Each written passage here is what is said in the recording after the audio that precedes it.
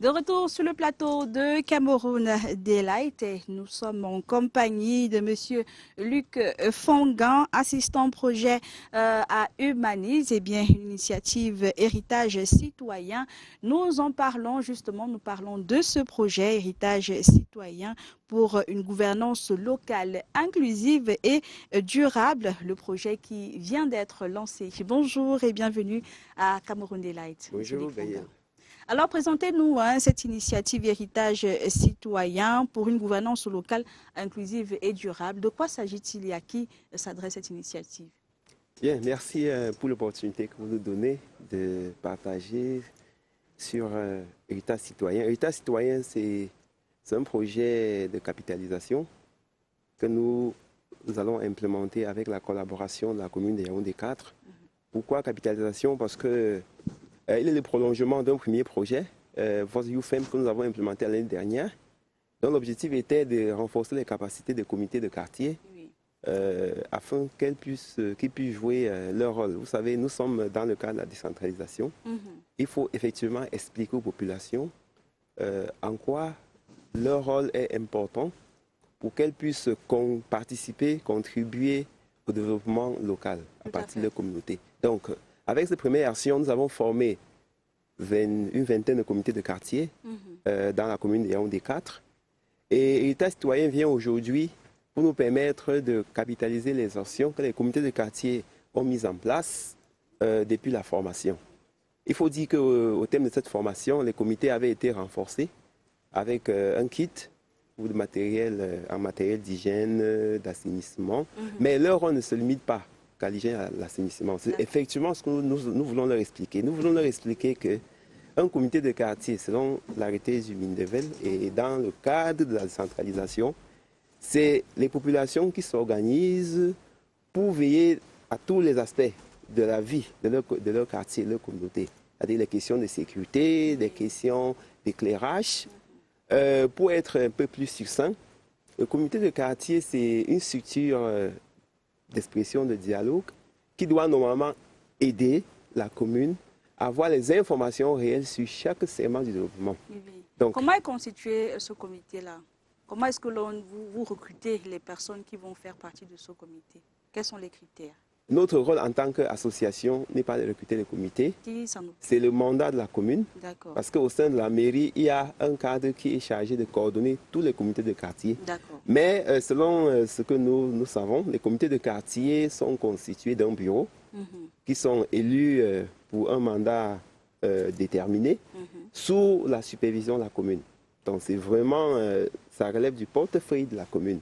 Nous venons avec un appui technique. Donc, une fois ce comité constitué, vous venez auprès d'eux pour pouvoir partager ces connaissances sur la citoyenneté et puis la décentralisation.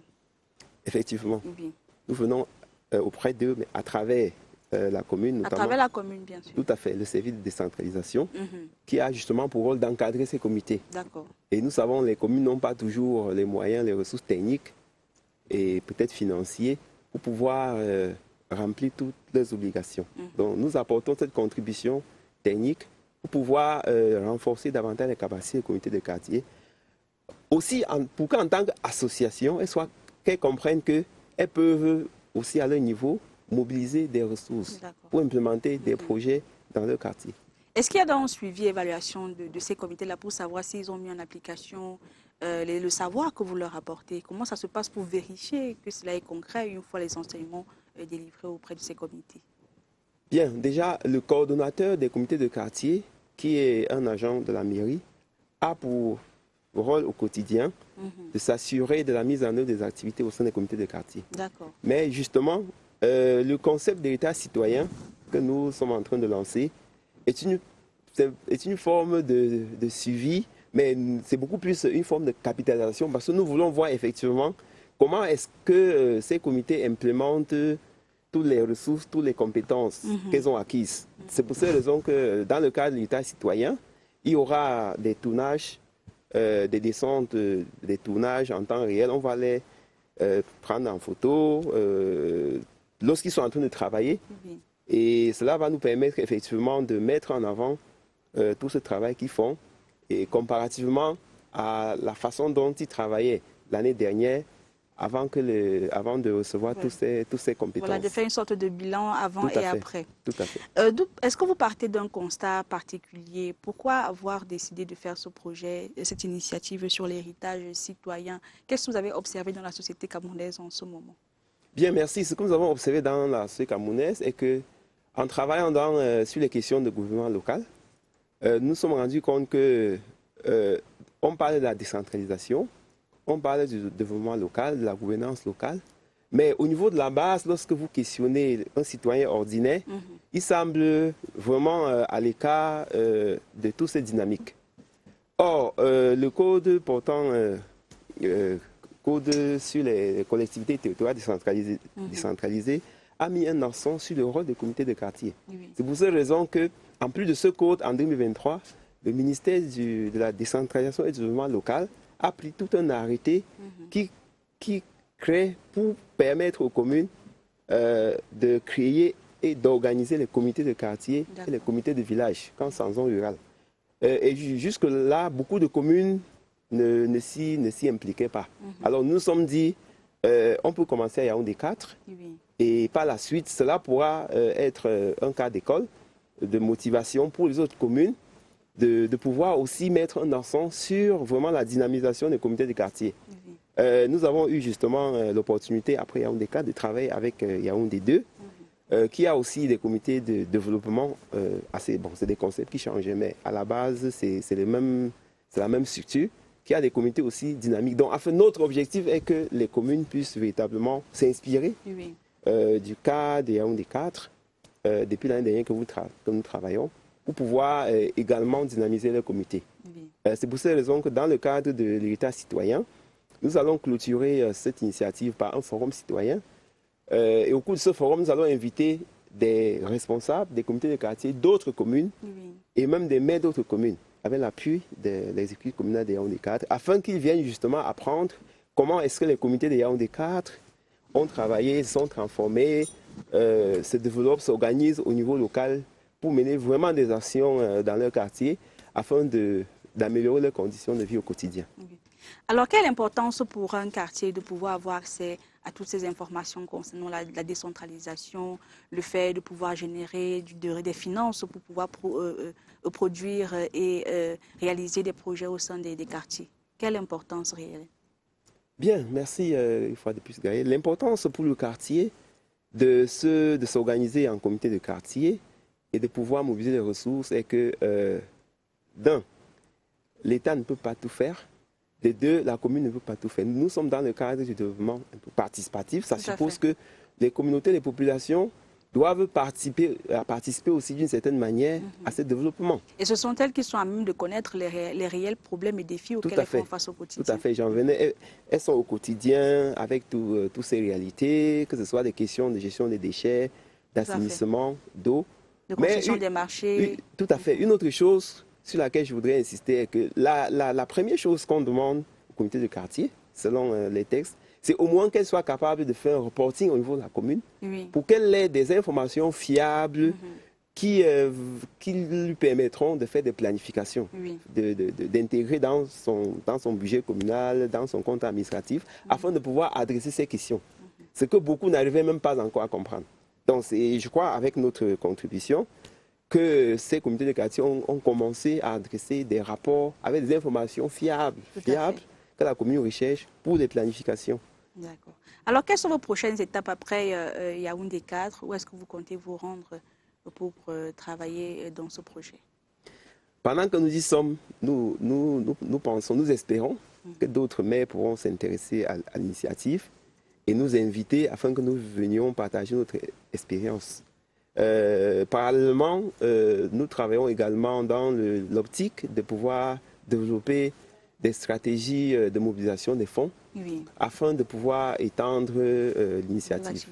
Et justement, au cœur de cette initiative, c'est l'association Humanise qui a donc plusieurs projets, dont cette initiative Héritage citoyen. Pouvez-vous nous présenter Humanise et les champs d'action dans lesquels l'association se déploie? Bien, merci. Humanise est une association de droit camerounais, selon la loi de 90, légalisée à la préfecture du Foundi, qui travaille dans plusieurs domaines, notamment des questions d'assainissement, d'hygiène, salubrité, transformation des déchets. Mais de plus en plus, nous sommes intéressés à la gouvernance locale parce qu'on ne peut parler de développement si la population n'est pas impliquée. Il faut appuyer sur le mot impliqué. Oui. C'est-à-dire elle comprend la nécessité, elle comprend son rôle, elle s'engage. Donc Humanis travaille vraiment aujourd'hui sur des questions de gouvernement local qui prend en compte toutes ces questions, les autres thématiques qui sont en quelque sorte transversales. C'est-à-dire en travaillant sur la gouvernement local, nous touchons à la transformation des déchets.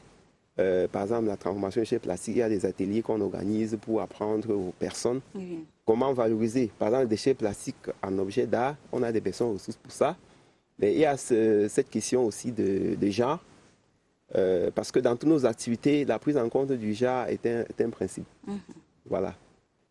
Alors, est-ce que au sein du projet Héritage citoyen, le volet citoyenneté fait également partie des secteurs sur lesquels vous mettez un accent particulier? On a parlé de la décentralisation, de la capacité de créer du financement, mais aussi, surtout en ce contexte post-électoral où le devoir des citoyens est appelé à se manifester un peu plus. Est-ce que vous agissez dans ce secteur-là? La citoyenneté pour Humanis est une valeur à la base, parce que on ne peut pas être un bon citoyen, on ne peut pas jouer un rôle dans sa communauté si on n'est pas un citoyen qui connaît ses droits, mais surtout qui exerce aussi ses devoirs. Les citoyens ont parfois tendance à s'intéresser uniquement à leurs droits, sans toutefois aussi exercer leurs devoirs civiques, sur tous les plans, sur le plan économique, sur le plan du moment local et tous les aspects. Vivre ensemble aussi, effectivement, la manière de se comporter au quotidien. Tout à fait. Donc pour nous, la citoyenneté, c'est une valeur. C'est vraiment une valeur que chaque personne devra cultiver. Et curieusement, ça peut paraître anecdotique. Lorsque vous posez une question à un jeune de savoir quels sont les droits et les devoirs d'un citoyen, bon, il a tendance à ne parler que des droits. Mais il ne connaît pas ses devoirs. Il ne sait pas que tous les jours, quand il salit la rue, lorsqu'il déverse la poubelle dans la rigole, lorsqu'il s'adresse violemment à un concitoyen, il est également en train de violer les droits des autres sans toutefois respecter ses droits. Donc c'est important que nous soyons tous des citoyens, pas juste des habitants ou des populations. D'accord. Merci infiniment, Monsieur Luc Fongan. Je précise à nos téléspectateurs que vous êtes assistant projet à Humanis. Humanis, donc, qui organise l'initiative Héritage citoyen pour une gouvernance locale inclusive et durable. Merci d'avoir participé à cette édition de Cameroun Delight. C'est nous qui vous remercions et encore un grand merci à votre équipe, à la CATV pour cet accompagnement. Voilà, merci infiniment. Dans quelques minutes,